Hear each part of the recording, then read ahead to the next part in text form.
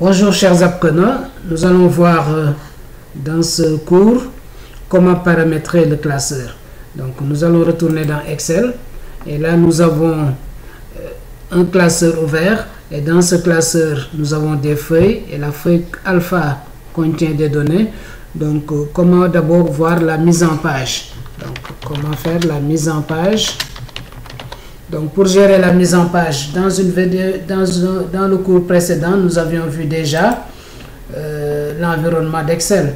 On a un classeur et dans le classeur, on a des feuilles, alpha, bêta, donc on a renommé les feuilles, on avait renommé les feuilles et on peut cliquer sur plus chaque fois pour ajouter une feuille. On a des colonnes, on a des lignes et chaque colonne est étiquetée. L'intersection entre une colonne et une ligne donne une cellule. Donc si je veux faire la mise en page, donc avant d'imprimer toujours ou bien pour gérer l'affichage, parce qu'on avait dit que dans une feuille de calcul comme la feuille alpha, il ne fallait pas confondre feuille alpha à une page, mais dans une feuille on peut avoir plusieurs pages. Par exemple, si nous regardons en bas à droite ici, nous avons l'icône normale, l'icône mise en page et l'icône aperçu des sauts de page. Donc si j'imprime directement mon document, mon classeur, sans vérifier le nombre de pages, est-ce que toutes ces données là sont dans une seule page? Donc je vais réduire le zoom d'abord. Par exemple, est-ce que toutes ces données là sont dans une seule page ou bien dans plusieurs pages? Donc il faut d'abord faire l'aperçu des sauts de page. Troisième icône ici en bas, on clique sur l'aperçu des sauts de page et là je vois que j'ai page 1, page 2, page 3, page 4. Donc si j'augmente le zoom là pour qu'on puisse voir, voilà, donc page 3 ici, page 4, page 2, page 1. Donc si j'avais imprimé directement sans faire l'aperçu des sauts de page, je devrais avoir sur l'imprimante 4 pages. 4 pages allaient sortir, une page contenant tout ça, ici, une page 2 qui contient ça, une page 3 qui contient ça, et une page 4 qui contient. Donc la mise en page, donc je peux venir dans mise en page ici, dans l'onglet mise en page, et dans l'onglet mise en page, dans marge, je peux personnaliser les marges, et là il me donne les marges par défaut, normal. Haut 1,91, gauche 1,78, bas 1,91, droite 1,78. Donc je peux maintenir ça, comme je peux venir dans marge personnalisée, pour changer les marges prédéfinies. Donc je clique sur marge personnalisée, donc je reprends dans mise en page, marge personnalisée, et là la boîte de dialogue s'affiche et vient directement dans l'onglet marge.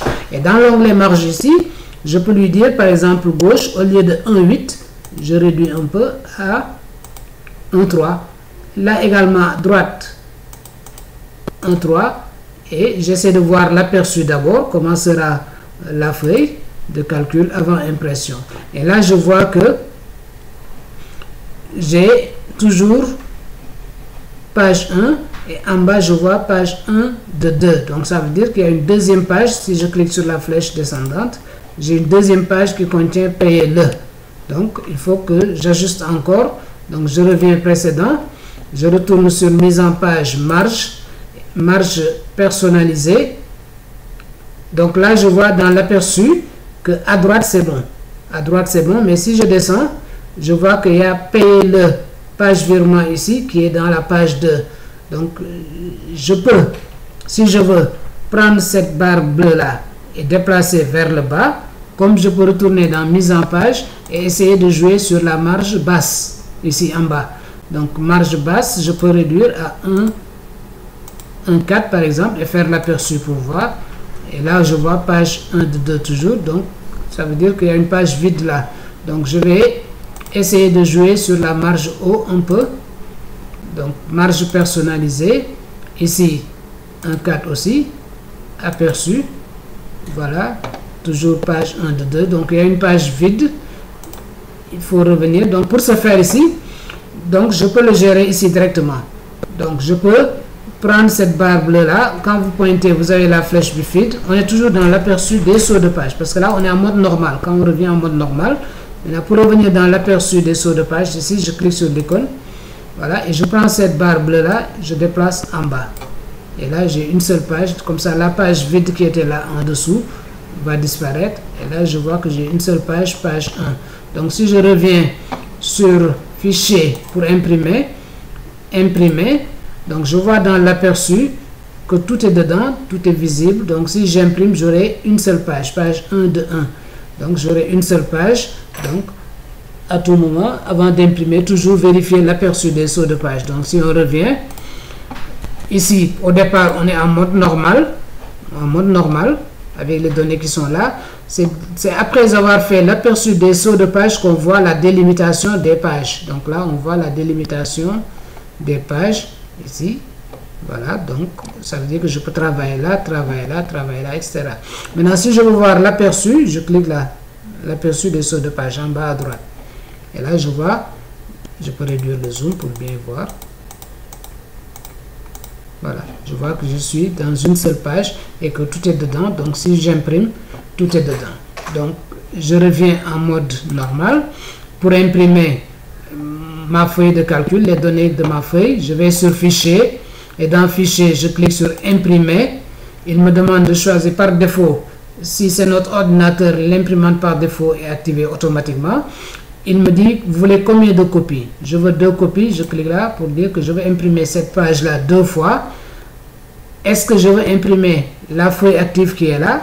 Oui, je laisse feuille active. Sinon, je déroule. Si j'avais une sélection, je lui dis, imprime-moi la sélection seulement. Si j'avais sélectionné seulement une partie, je lui dis, imprime-moi la sélection. Si j'ai un classeur avec plusieurs feuilles, par exemple, ici, si je reviens, j'ai feuille alpha, bêta, gamma, epsilon. Si toutes ces feuilles-là contenaient des données et que tout est ajusté, tout est bien, je peux venir lui dire Fichier, Imprimer, et je lui dis, imprime-moi tout le classeur. Imprime le classeur entier. Donc, le contenu de chaque feuille va sortir sur papier. Je peux également donner l'orientation. Donc, l'orientation du papier en mode portrait ou en mode paysage, etc. Donc, on peut personnaliser ici. Et après, dès que je clique sur imprimer, si l'imprimante est connectée, les données seront imprimées.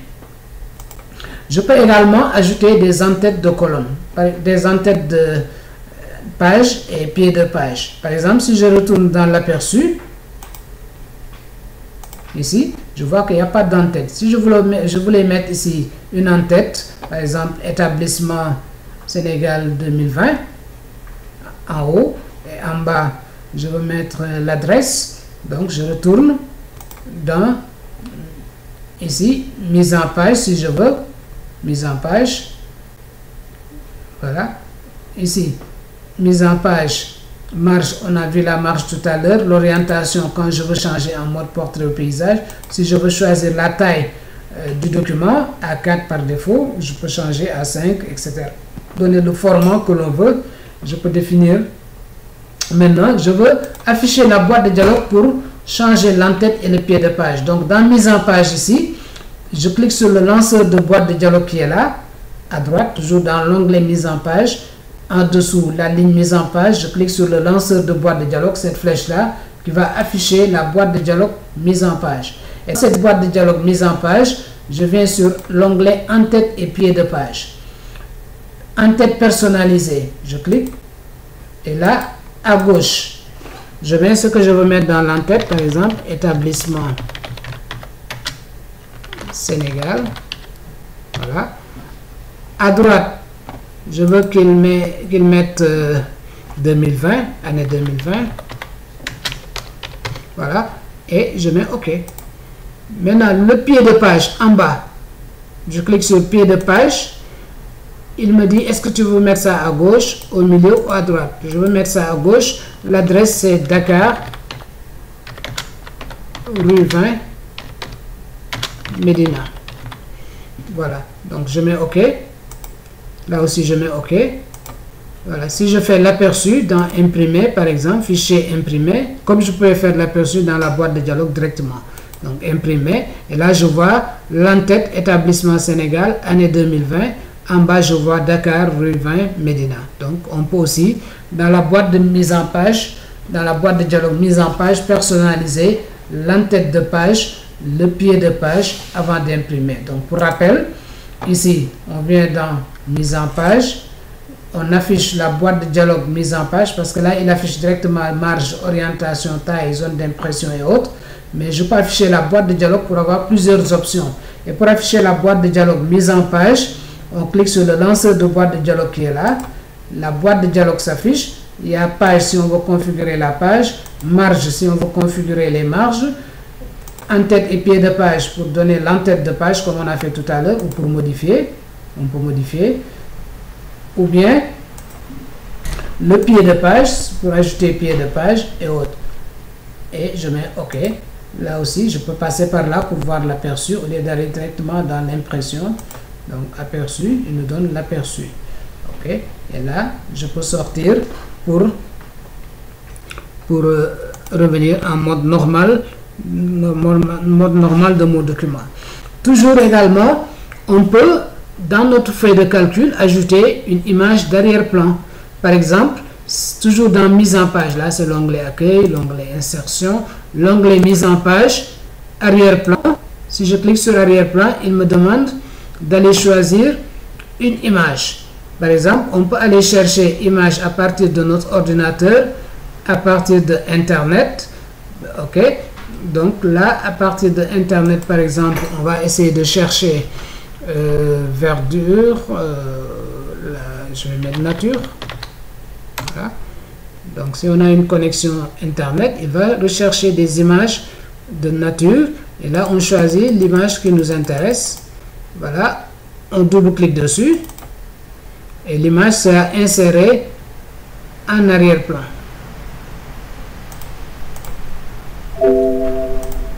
Ok, là ça ne marche pas, sinon je vais prendre une image de mon ordinateur. C'est sûr que là ça va marcher. Ok, on prend une image dans Images.